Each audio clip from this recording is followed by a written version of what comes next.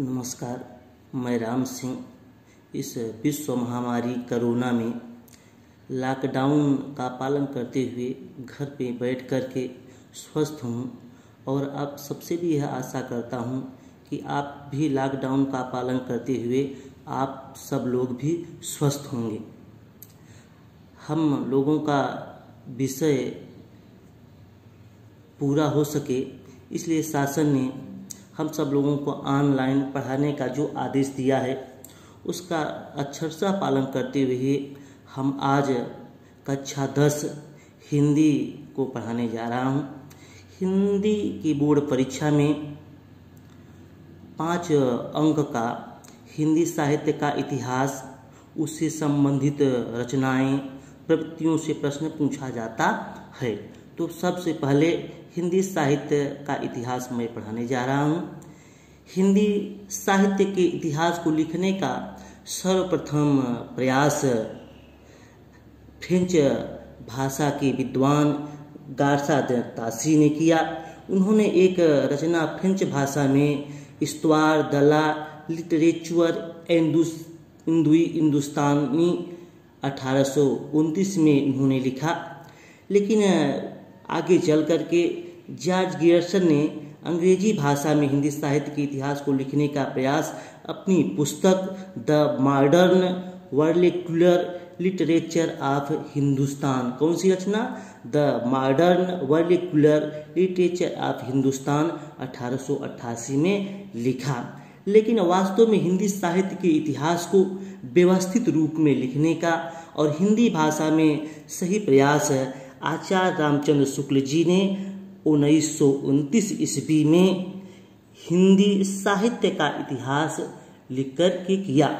कहा जाता है कि आचार्य रामचंद्र शुक्ल जी काशी में बनारस हिंदू विश्वविद्यालय में अवैतनिक रूप से अध्यापन कार्य कर रहे थे और वहाँ के बच्चों के लिए हिंदी शब्द सागर की भूमिका पर शीर्षक पर एक लेख लिखा था। आगे चल करके 1929 ईस्वी में इसी रचना को व्यवस्थित रूप से प्रकाशित किया। उन्होंने हिंदी साहित्य के इतिहास को 4 भागों में बांटने का प्रयास किया। उन्होंने पहले काल को जो आदि वीरगाथा काल नाम दिया और उसका विक्रम संवत 826 से 1400 विक्रम संवत यह 8वीं शताब्दी के मध्य से 14वीं शताब्दी के मध्य से भी माना जाता है। अर्थात अगर इसको हम सन में कहें तो 769 ईस्वी से 1343 ईस्वी तक के समय को हम वीरगाथा काल मानते हैं। दूसरा उन्होंने भक्ति काल कहा, जिसको पूर्व मध्य काल। कई बार परीक्षाओं में यह भी प्रश्न पूछा जाता है कि पूर्व मध्य काल किस काल को कहते हैं, तो यह सब आप जानते रहिएगा कि भक्ति काल को कहते हैं। और भक्ति काल का समय इन्होंने विक्रम संवत 1400 से 1700 विक्रम संवत तक दिया। अगर आप विक्रम संवत में 57 साल घटा देते हैं तो 57 साल 100 में 57 अगर घट जाएगा तो 43 बचता है। तो 1400 में अगर 57 अगर हो जाए घटा देंगे तो कितना बचेगा? 1343 ईस्वी, यानी सन 1343 ईस्वी से 1643 ईस्वी तक के समय को उन्होंने भक्ति काल का नाम दिया।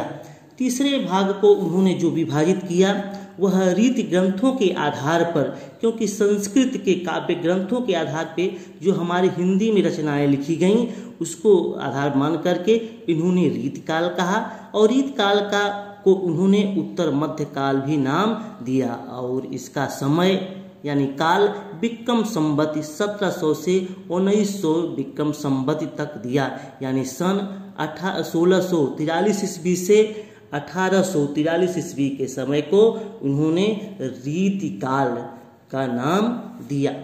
चौथा और अंतिम काल को उन्होंने वर्तमान काल, गद्य काल या आधुनिक काल की संज्ञा दी और इसका समय विक्रम संवत 1900 से अद्यतन तक मानते हैं, यानी अगर ईस्वी में कहें तो 1843 ईस्वी से आज तक। लेकिन आप और जगह कहीं अन्य विद्वानों के अनुसार देखेंगे तो यह जो समय है अर्थात जो वर्तमान काल यानी आधुनिक काल 1868 ईस्वी से अद्यतन तक माना जाता है। ऐसा इसलिए क्योंकि भारतेंदु हरिश्चंद्र ने सर्वप्रथम जो अपनी पत्रिका काव्यवचन सुधा प्रकाशित किया उसका समय 1868 ईस्वी था और 1900 ईस्वी में सरस्वती पत्रिका का संपादन होता है। इसलिए भारतीय समय का जो कहा जाता है 1868 ईस्वी से 1900 ईस्वी। क्यों? क्योंकि यह जो वर्तमान काल है उसका जो प्रथम उपकाल में इसको बांटा गया, यहाँ से शुरुआत होता है। यानी पहला वीरगाथा काल, दूसरा भक्ति काल, तीसरा रीत काल, चौथा वर्तमान काल या गद्य काल। यह 4 भागों को हिंदी साहित्य के इतिहासकारों ने बांटा।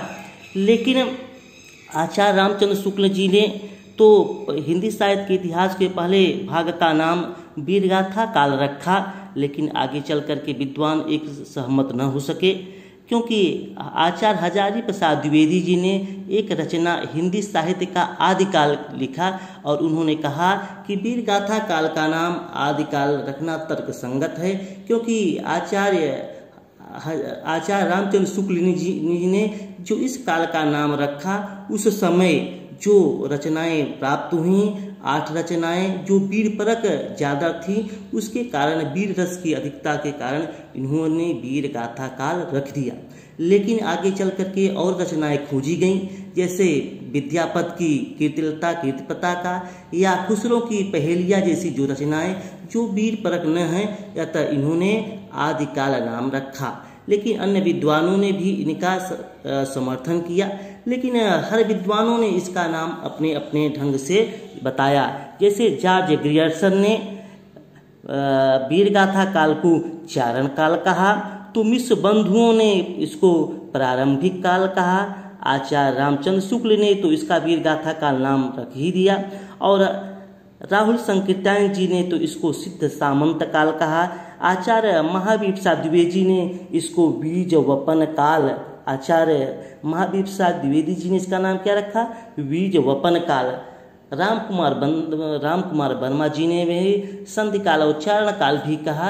अर्थात अनेक विद्वानों ने, विश्वनाथ प्रसाद मिश्र जी ने तो इसको वीर काल के नाम से पुकारा।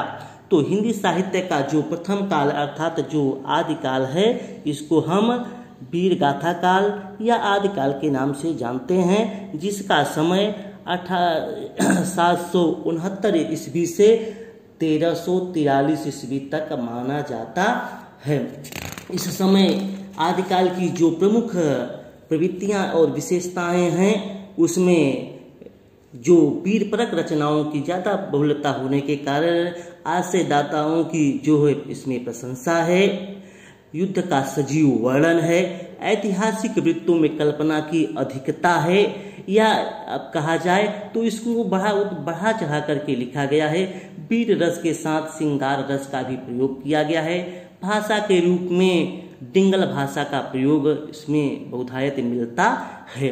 इस समय की जो प्रमुख रचनाएं हैं या आदिकाल की जो श्रेष्ठ रचनाएं हैं, जो कि आपकी बोर्ड परीक्षाओं में प्रश्न पूछे जाते हैं, उन रचनाओं में दलपत विजय ने खुमार रासो लिखा।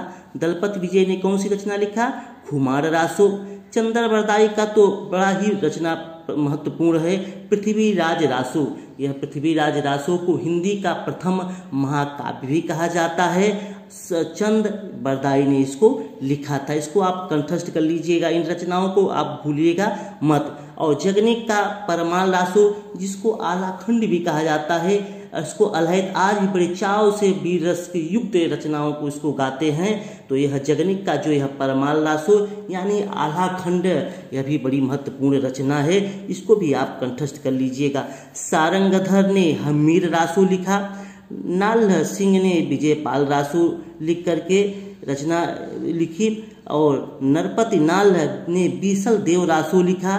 तो केदार भट्ट ने जय चंद्र प्रकाश जैसी रचनाओं को लिखा। मधुकर ने जय मयंक जस चंद्रिका जैसी रचनाओं को लिखा। तो आचार्य रामचंद्र शुक्ल ने इन्हीं 8 रचनाओं के आधार पे इस काल को उन्होंने आदिकाल नाम दिया, वीरगाथा काल नाम दिया, जिसको आगे चल कर के विद्वानों ने आदिकाल इसका नाम दिया। तो आदिकाल से संबंधित जो महत्वपूर्ण रचनाएं हैं, यह 8 रचनाएं आप कंठस्थ कर लीजिएगा। केवल बोर्ड परीक्षा ही नहीं, आगे चल कर के जो प्रतियोगी परीक्षाएं हैं, उन प्रतियोगी परीक्षाओं में इससे निश्चित ही कुछ प्रश्न पूछे जाएंगे। और आपके बोर्ड परीक्षा में भी साहित्य से 5 अंक के, इतिहास से और रचनाओं से संबंधित, और गद्य से 5 नंबर के प्रश्न 70 नंबर के पूर्णांक में पूछे जाएंगे। तो आपके लिए यह जो महत्वपूर्ण जो रचनाएं हैं या यह जो आदिकाल की प्रमुख जो प्रवृत्तियां हैं, उसको आप कंठस्थ कर लीजिए। अगर इसको व्यवस्थित आप कहीं नोट कर लेंगे तो निश्चित यह कभी आपको भूलेगा नहीं। धन्यवाद।